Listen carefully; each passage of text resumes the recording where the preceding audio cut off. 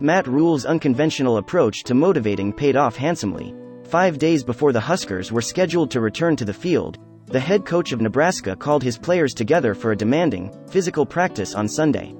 His message was loud and obvious all week: on Friday, the Huskers will overcome their difficulties. And that reaction was in full force on Friday night at Memorial Stadium in Illinois. In a 20-7 victory over Illinois, the Huskers mixed strong defense with effective offense, sending New into its bye week with a 3-3 record. Coach Matt Rhule of Nebraska stated, "For the first time since I've been here, kids kept going out on the field excited to play. The defense was saying some things to me, but I can't tell you what they were saying. They wished to carry on playing." In an effort to start the game well, Nebraska, 3-3, 1-2 Big Ten, was instead trailing during Illinois' 2-4, 0-3, first drive.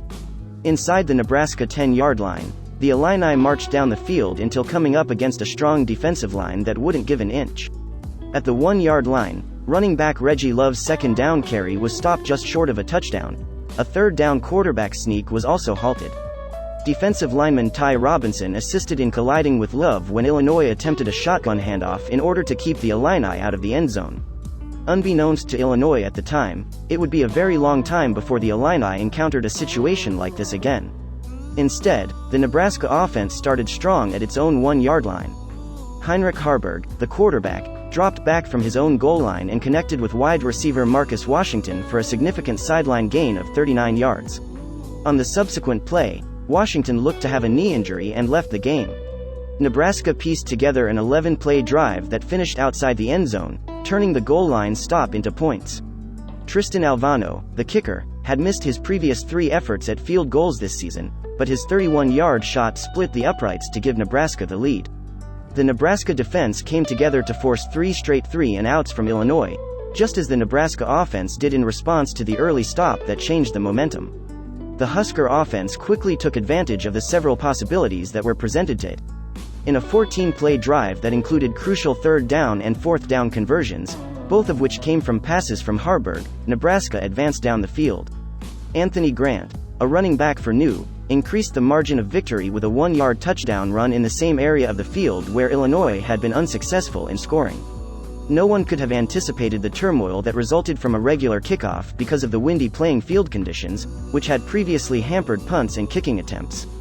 Grant Tagg was able to intercept the live ball after linebacker Alvano's kick was hung up in the air for several seconds before crashing through a swarm of Illinois players. Nebraska was back in the end zone 1 play later. In order to score a rushing touchdown for a 25-yard gain and a 17-0 lead, Haarberg ran into 2 Illinois defenders as he entered the end zone. No one could have anticipated the turmoil that resulted from a regular kickoff because of the windy playing field conditions, which had previously hampered punts and kicking attempts. Grant Tagg was able to intercept the live ball after linebacker Alvano's kick was hung up in the air for several seconds before crashing through a swarm of Illinois players. Nebraska was back in the end zone 1 play later. In order to score a rushing touchdown for a 25-yard gain and a 17-0 lead, Haarberg ran into 2 Illinois defenders as he entered the end zone. The Huskers were going to need some assistance from their defense to maintain that advantage, and it arrived soon.